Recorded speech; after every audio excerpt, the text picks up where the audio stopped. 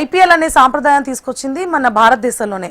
So అంటే ప్రధానంగా మన భారతీయ క్రీడాకారులు ఎవరైతే ఉన్నారో ఐపీఎల్ అనే ఒక ఫార్మాట్కి అలవాటు పడిపోయి ఉన్నారు. ఈ ప్రభావం అయినా మరి టెస్ట్ మ్యాచ్ల మీద, అంటే 4-5 రోజులు సాగే టెస్ట్ మ్యాచ్ల మీద ప్రభావం పడుతుందంటారా?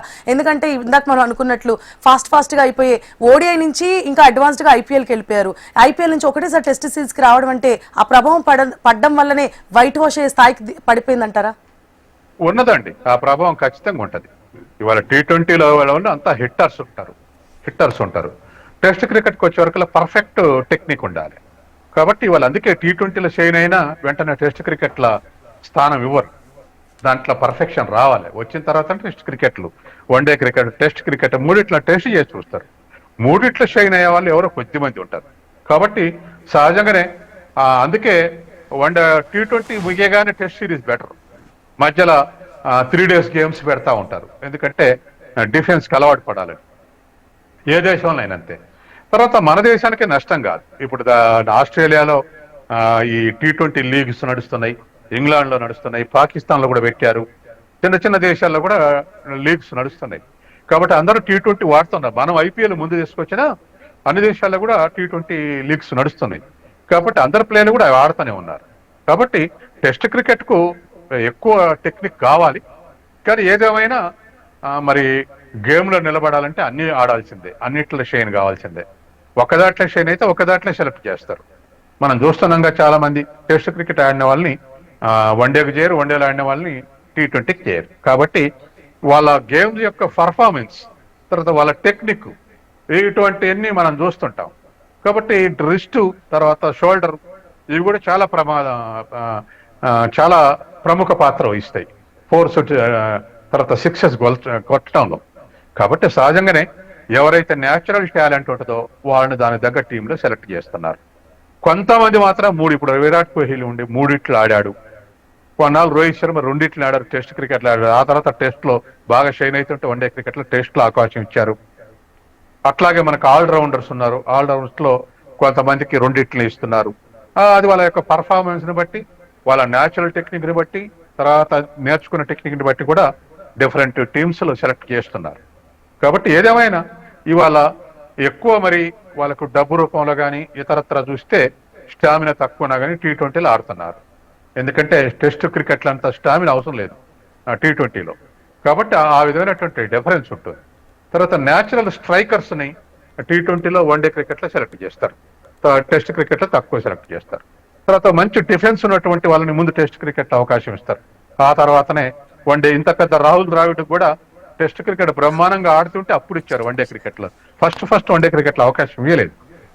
కాబట్టి వాళ్ళ యొక్క game plan, natural talent, natural striking ability, వీటన్నిటిని బట్టి మాత్రమే టీంలో సెలెక్ట్ చేస్తారు. అట్లాగే మన వాళ్ళు ఎక్కువ T20 ఆడితే సహజంగానే దాంట్లో టెస్ట్ క్రికెట్లో నిలబడలేరు. కాబట్టి దాని తగ్గ ఆట కూడా. అందుకే మన వన్డే క్రికెట్ కానీ టెస్ట్ క్రికెట్ కానీ ఆడాల్సిన వాళ్ళు ఖచ్చితంగా రంజీ ట్రోఫీలు ఆడండి అని చెప్పేసి ఒక BCCI ఒక ప్రెజర్ బిల్డప్ చేసింది. అటువంటివన్నీ తప్పదు. సీనియర్ ప్లేయర్ అయినా జూనియర్ ప్లేయర్ అయినా వాటికి తగ్గట్టు ఆడితేనే ఎక్కమస్ట్ అవుతారు. సత్యం గారు, ఇప్పుడు మనం మాట్లాడుకున్నట్లు టెస్ట్ సిరీస్ ఏదైతే ఉంటుందో అది చాలా కీలకం ఒక ఆటగాడికి. అంటే టెక్నిక్స్ నేర్చుకోవడానికైనా కానీ, ఓర్పుగా ఉండడానికైనా కానీ, మీరు చెప్పినట్లు ఇందాక రాహుల్ ద్రవిడ్ పెద్ద ఉదాహరణ దానికి. సో టెస్ట్ క్రికెట్లో అలాగే ఓడిఐ ఫార్మాట్లో కానివ్వండి, ఐపీఎల్ ఫార్మాట్లో కానివ్వండి, ఆ ఫార్మాట్స్ అయినా టెక్నిక్స్ అయినా తెలుసుకోవాలంటే ఫస్ట్ ఓర్పు ఉండాలి. సో మరి BCCI ఆ దిశగా అడుగులు వేసి టెస్ట్ మ్యాచ్లు, అంటే మీరు అన్నట్లు రంజీ లీగులు కానీ ఇలాంటివి ఇంకా పెంపొందించంటే ఆల్రౌండర్స్ ఉండడం ఎలా అయినా జట్టుకు ఎంతో ప్రధానం, అంటే ప్రాముఖ్యత వహిస్తుంది ఎట్లాగైనా. సో ఆ దిశగా BCCI అడుగులు వేస్తుందా? టెస్ట్ మ్యాచ్లు ఇంకా పెంచే అవకాశాలు ఉంటాయి. అంటే ఇతర దేశాలతో కూడా టెస్ట్ సిరీస్లు కండక్ట్ చేస్తూ ఉంటే ఆటగాళ్ళు కూడా ఆ ఫార్మాట్కి అలవాటు పడుతూ ఉంటారు, టెక్నిక్స్ కూడా కొత్తగా నేర్చుకుంటూ ఉంటారు. మరి ఆ దిశగా అడుగులు వేస్తుందంటారా? ఖచ్చితంగానే మన దేశంలో చాలా ప్రాముఖ్యత గలటువంటిది రంజీ ట్రోఫీ. దరిదాపు ఈ రంజీ ట్రోఫీలో షైన్ అయిన వాళ్ళందరినీ వన్డే క్రికెట్కు, తర్వాత టెస్ట్ క్రికెట్ తీసుకుంటున్నారు. ఐపీఎల్ షైన్ అయిన వాళ్ళందరినీ T20 తీసుకుంటున్నారు. జనరల్ గా ఫార్మాట్ ని బట్టి వాళ్ళని సెలెక్ట్ చేస్తా ఉన్నారు.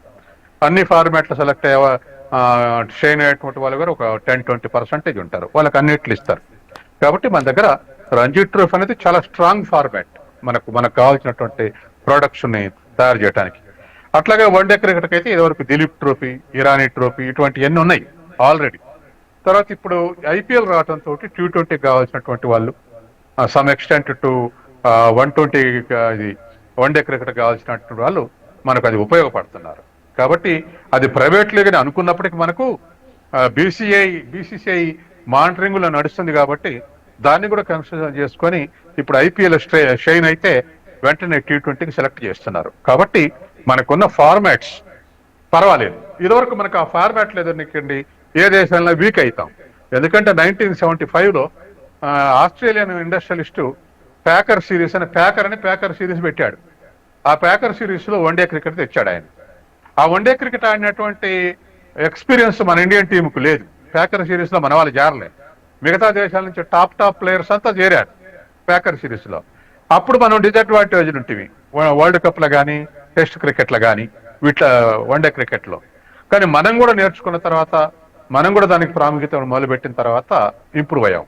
మరి ఒక వరల్డ్ కప్ బహుశా 75 వరల్డ్ కప్ అనుకుంటా గవాస్కర్ 60 ఓవర్స్ ఫార్మాట్ లో ఓపెనర్ పోయి 60 ఓవర్లు అయిపోయే వరకులా 33 నాట్అవుట్ ఉన్నాడు. అంటే మనకి ఎంత అలవాటు లేదో చూడండి. అందుకని ఇటువంటి ఫార్మాట్స్ అని ఇప్పుడు వచ్చినాయి మనకు. మన వాళ్ళు సరిపోని ప్రాక్టీస్ చేస్తున్నారు, అందుకే షైన్ అవుతున్నారు. ఏదేమైనా టెస్ట్ క్రికెట్ లో మనం 5వ స్థానానికి దిగబడిపోయినాం. ఆ విషయంలో మాత్రం ఇంకా కొంత సిన్సియర్ ఎఫర్ట్ పెట్టాల్సినటువంటి అవసరం ఉంది. తర్వాత రెండోది కూడా గేమ్స్ లో గర్ల్స్ అండ్ స్పోర్ట్స్ లో ఎంకరేజ్మెంట్ లేకపోతే కష్టం. ఎందుకంటే చదువులు సాక్రిఫైస్ చేసి ఇతర వ్యాపారాలను సాక్రిఫైస్ చేసి 22 ఏళ్ల లోపు తన కెరీర్ సాక్రిఫైస్ చేసి కేవలం ఆటకే పరిమితం ఇచ్చినప్పుడు ఎంతమంది ఇండియాకి సెలెక్ట్ అవుతారు?